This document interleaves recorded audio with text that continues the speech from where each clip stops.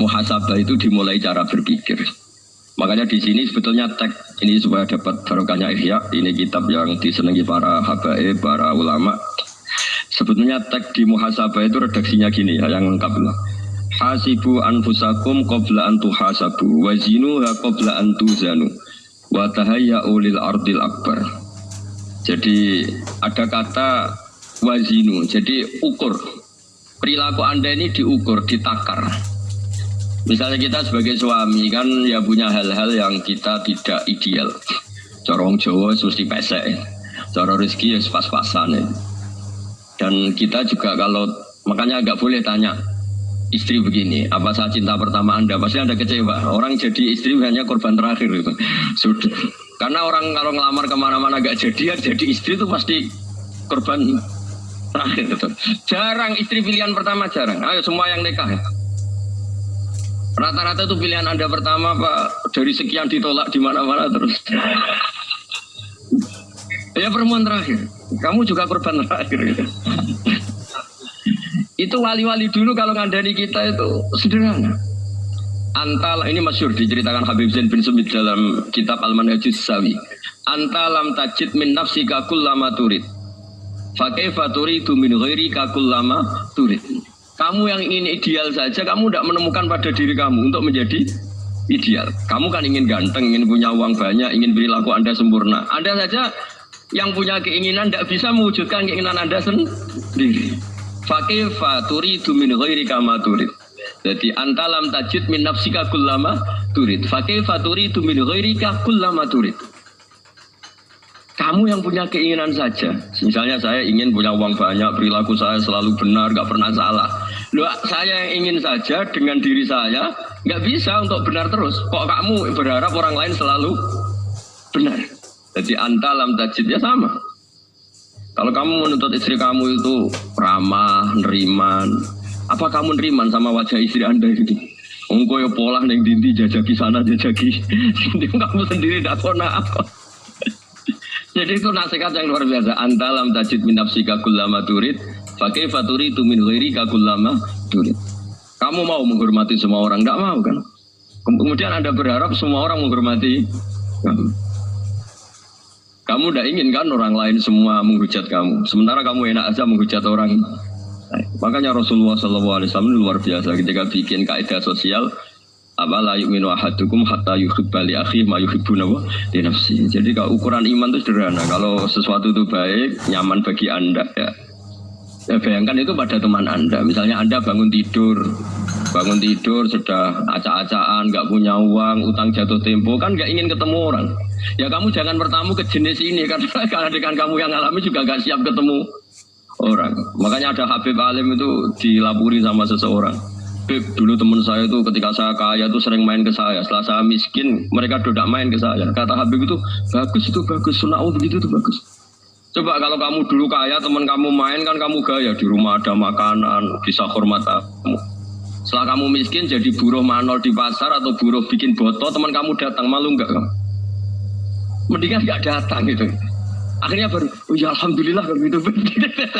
Loh ya kan dulu teman kita datang, kita ada Alphard, istri cantik, rumah bagus lah, kita miskin, buruhnya orang pas dibentak-bentak, teman kamu udah datang. Milih datang apa enggak kalau setelah kamu jatuh? Enggak kan? Jadi barokahnya ilmu itu terus. Ya, tapi kadang-kadang orang wah setelah saya miskin teman-teman enggak kasih ke sini. Ya kalau kamu sudah jatuh teman-teman kamu situ jadi tontonan. Ya mulai sekarang cara berpikir itu dirubah. Dulu yang namanya kiai itu kalau diundang orang itu ya agak-agak senang. Semenjak saya itu agak rubah. Mengundang kiai, ngatur kiai itu tak haram-haramkan ya ada lumayan. Sekarang itu sudah mulai agak beretika. Dulu itu ngundang tuh tanggalnya ditentukan, jamnya ditentukan. Enggak mikir apa kiai saat itu nganggur, enggak. Punya wadifah, enggak. Dia milih tanggal yang dia nganggur, enggak mikir pas itu kiainya nganggur apa, enggak. Ya saya hanya cerita aja, kamu tersinggung ya monggo, boten ya monggo. Itu kan.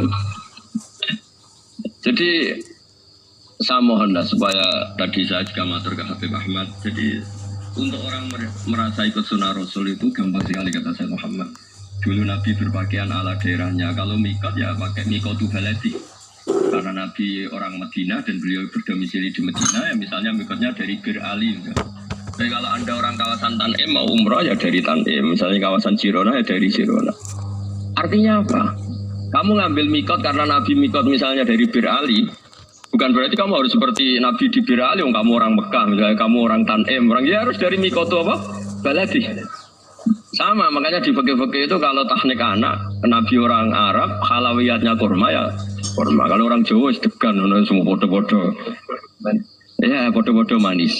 Jadi ini tabaruk sama Sayyid Muhammad, ini ada murid beliau, Habib Ahmad, sahabatnya. Supaya orang itu merasa ikut Nabi itu gampang sekali. Ini sahabatnya di halaman tadi disaksikan Habib Ahmad 433 di kitab apa nomor berapa ini? Manhajus salaf fi fahmin nusus. Itu kata Sayyid Muhammad, wa kanat sunnatu Rasulillah annahu yat'amu ma yajiduhu fi ardi wa yalbasu ma yajidu wa yarkabu ma yajidu mimma abahu wa ta'ala. Fa man istamala ma yajidu fi ardi fa huwa al-muttabi' lis sunnah. Kama annahu hajjal baita min madinati. Fa man hajjal baita min madinati nafsi fa huwa al-muttabi' lis sunnah. Wa illam takun hadhil madinatu tilka. Jadi intinya misalnya Nabi dulu itu ngasih sedekah kepada fakir miskin ya pakai dinar, dirham. Ya kalau orang misalnya sedekah pakai rupiah ya sudah ikut sunnah Nabi. Jangan, Nabi pakai dinar loh, kamu kok pakai rupiah. Dulu dinarnya Nabi udah ada tulisannya Bank Indonesia, kamu ada tulisannya Bank. Ya udah ada seperti itu. Ya jadi misalnya Nabi sedekah pakai tamar atau pakai al-aqid, ya kita pakai beras, pakai apa. Supaya orang tuh bahwa Rasulullah itu milik kafatal linnas, milik semuanya. Sehingga merasa ikut sunnah Nabi itu ya semuanya. Makanya dulu Mbah Mun kalau motivasi saya supaya bombong, kalau orang Jawa bilang bombong. Wong Jawa mesti ono wong alim. Beliau menyontohkan Mas itu Mbah Fadol, Senori, Mbah Ihsan Jambes. Itu bisa ngarang-ngarang kitab luar biasa. Padahal beliau bukan orang Arab. Imam Sibawi itu orang Persia. Imam Ghazali orang Tos itu juga ikut Persia. Kata Imam Mun, wong sing ora Arab lah mesti untuk jatah alim kata beliau, karena Nabi itu diutus ke fatal linnas. Nanti kalau orang yang alim itu Arab tok, berarti tidak ada perwakilan dari Afrika, dari Asia Tenggara, dari mana-mana. Makanya karena Nabi statusnya itu ke fatal linnas. Jadi kita harus bangga sebagai Muslim, sebagai orang Indonesia, karena misalnya Wali Kutub dulu terkenalnya hanya ada di Yaman, di mana. Ternyata pernah ada juga di Indonesia dan seperti Habib Abu Bakar Segaf Gresik.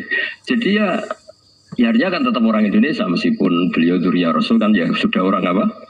Orang Indonesia. Zuriyahnya Habib Ali Simtuduror sekarang di Solo. Jadi Indonesia juga dapat Alawin banyak dari Sadatin Al-Alawin juga kan. Jadi saya mohon barokahnya ngaji seperti ini.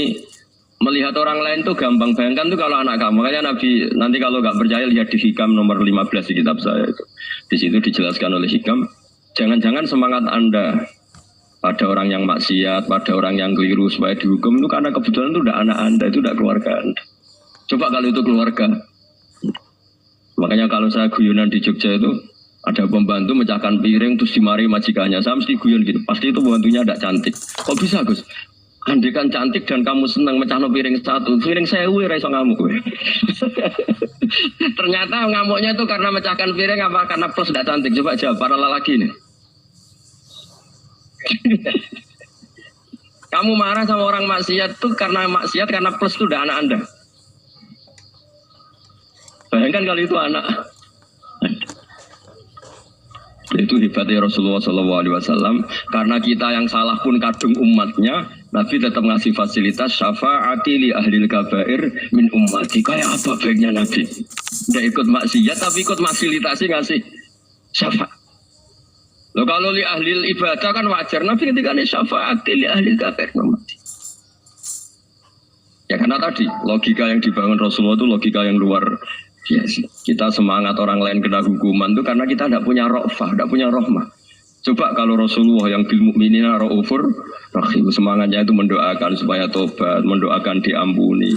Dan itu juga yang diperintahkan oleh Allah Subhanahu wa taala, wastaghfir li dzambika walil mu'minina wal mu'minat. Ya semoga barokahnya ngaji ini, barokahnya Habib Ahmad, barokahnya Maulid Simtuduror, barokahnya semua kita Magaeh tiba berjanji semuanya, barokahnya Ikhya, barokahnya Said Muhammad, barokahnya guru kita semua Mbah Maimun, bapak saya.